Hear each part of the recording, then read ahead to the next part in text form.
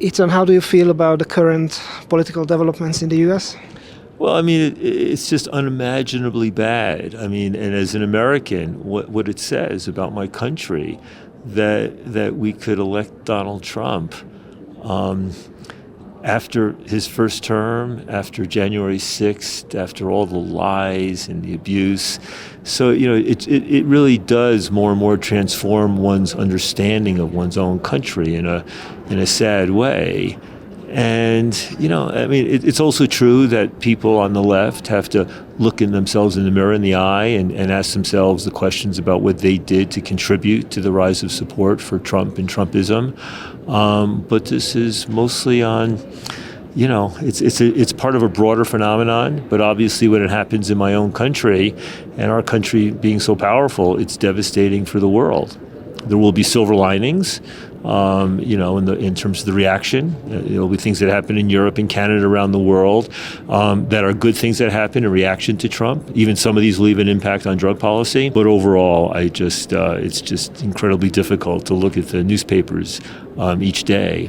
And in one respect, one has to admire Trump's the just way in which he has seized the initiative across the board and is pushing forward and perfectly willing to stretch the law, violate the law, lie and cheat.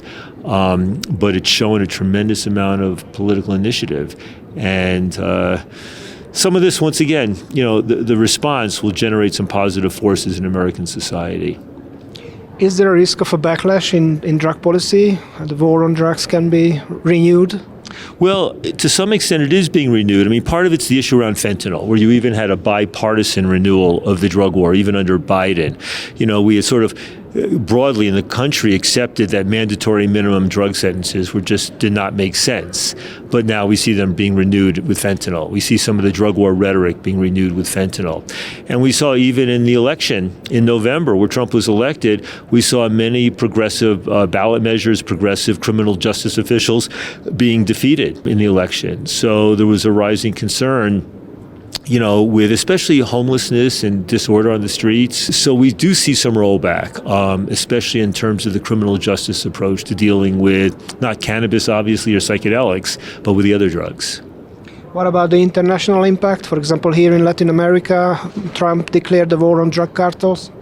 Well, I mean, in a way, that is just so absurd because he's using the excuse of fentanyl to declare, to punish even Canada, not just Mexico.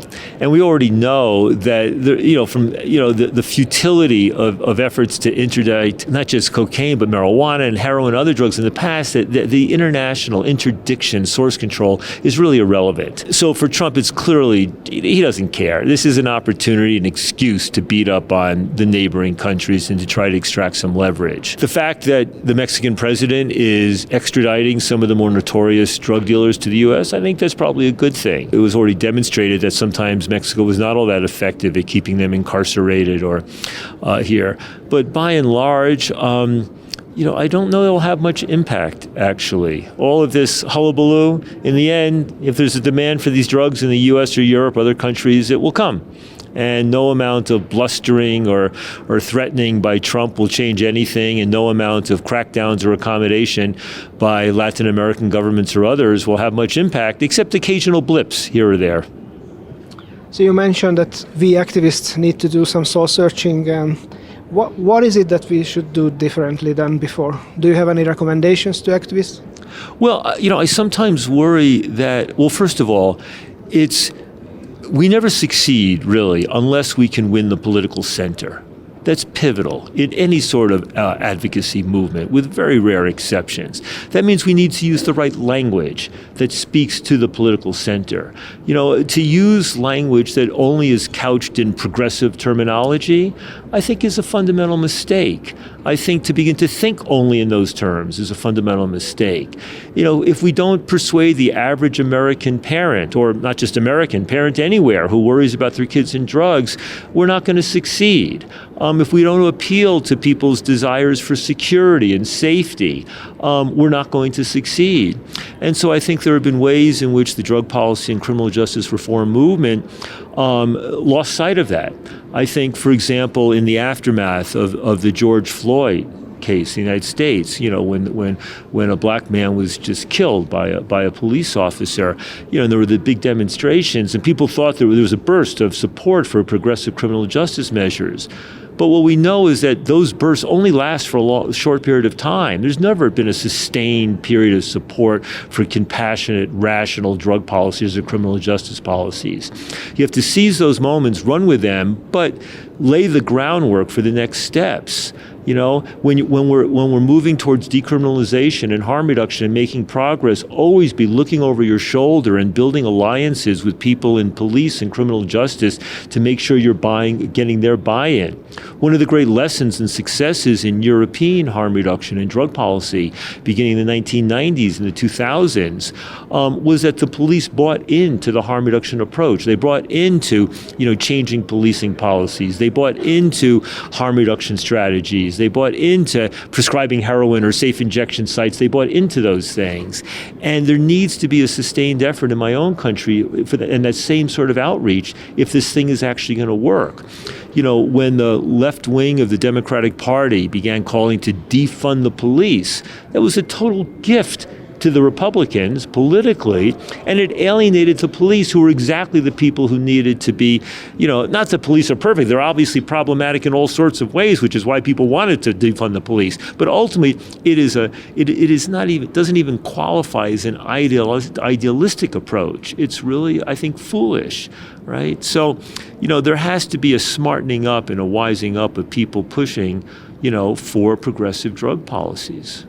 So there is a kind of mixed position of Trump to drug policies. He declared a war on drug cartels, but he supported cannabis legalization in Florida. They are very conservative in some issues, but for example, Kennedy supports psychedelic medications. Right. So how do you see that?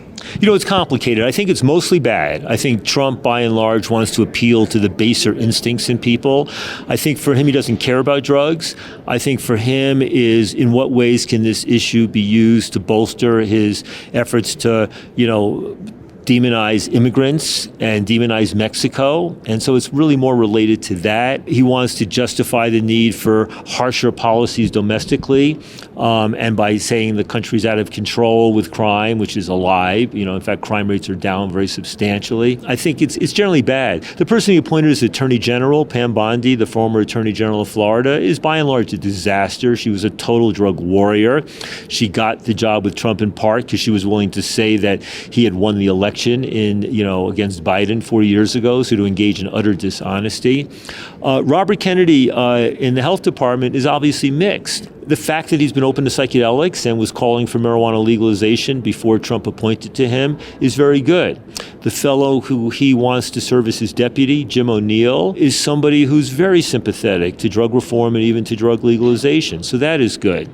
Many people were worried that his emphasis on harsh drug treatment and, recovery programs and tough love programs, that's problematic. But I understand that just in late April, he spoke at a conference where he said methadone and buprenorphine have to be part of our solution. So that was reassuring that he did that.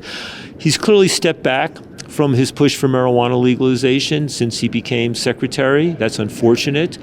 So if we look around, we'll see, with respect to the FDA, there on the issue of psychedelics and especially approving MAP's proposal for MDMA to be given for PTSD, I hear the folks at MAP say they think there's a chance this could actually happen in the next 5 or 6 months, or if not, then maybe in 3 years. And we know there are people sympathetic around Kennedy to this, and we know that MAPS has already produced sufficient evidence to demonstrate its safety and its viability and its efficacy. I think with respect to other areas of the FDA, Peter, I've been very involved in the issue of tobacco harm reduction. And Trump administration just gutted the Office of Tobacco Control at the FDA. And on the one hand, that's to some extent good because they've been so bad at dealing with the issues of tobacco harm reduction. And the head of the office, Brian King, was really just fundamentally problematic. So his removal from office was a positive thing. On the other hand, gutting the number of people there means that they no longer have the capacity to approve e-cigarettes and other tobacco harm reduction products, which they were beginning to do. So we'll have to see how that plays out.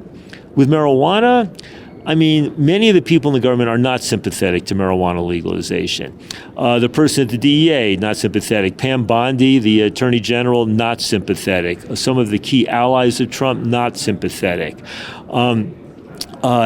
There are bipartisan bills in Congress to have reforms, but Mike Johnson, the Republican Speaker of the House, has been always hostile to cannabis reform.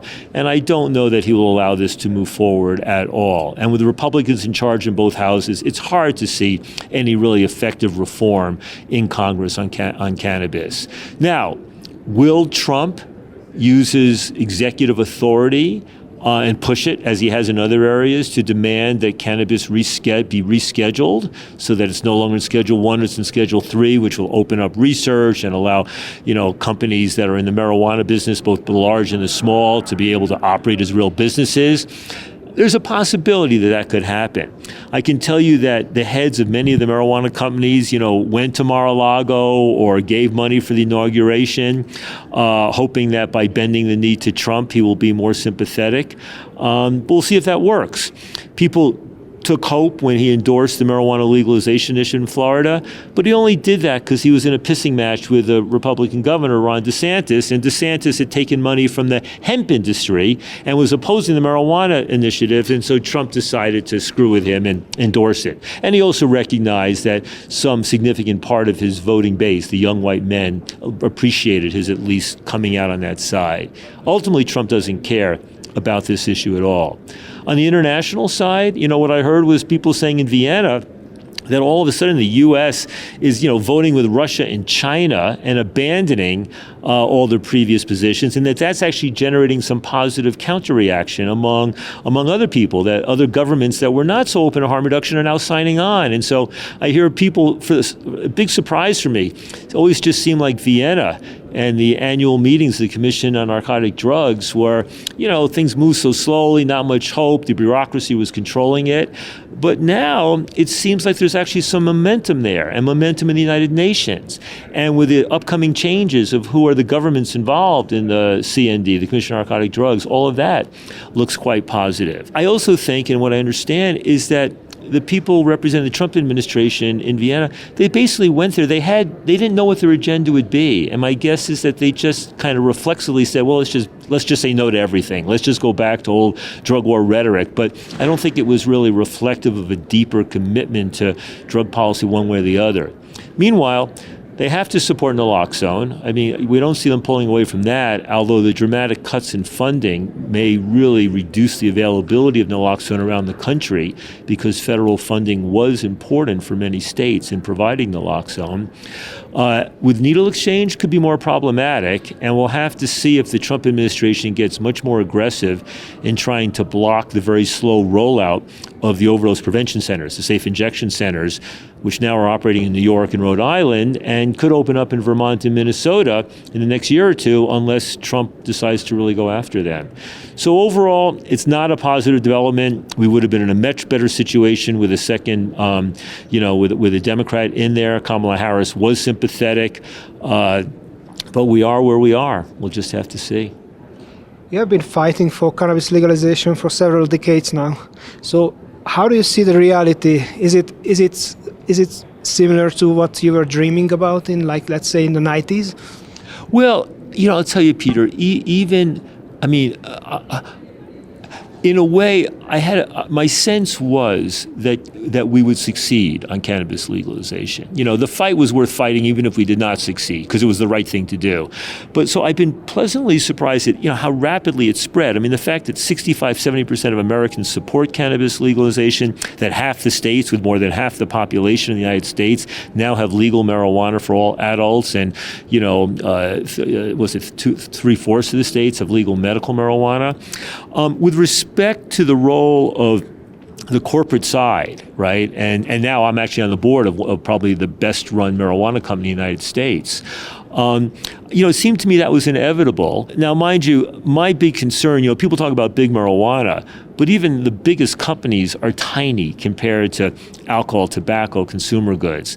One reason I've always been ambivalent about full-scale federal legalization is because that then opens the door to the alcohol companies, the tobacco companies, and the consumer good companies coming into this. And those are much bigger companies with, that can wipe out a lot of the small guys. But I do think, I also did not anticipate the incredible diversification of cannabis products, the role of gummies and drinks. And it's a fast-moving environment because this whole phenomenon with the hemp-derived products, which are THC, and they're essentially indistinguishable from cannabis. So you go to some southern states which have not even legalized medical marijuana, but you can buy THC drinks in convenience stores and in restaurants. So, thereby showing that the issue was not really about people getting high, it was about the symbolism of marijuana. So it's an incredibly complex situation. Legalization has produced tens of billions of dollars in tax revenue.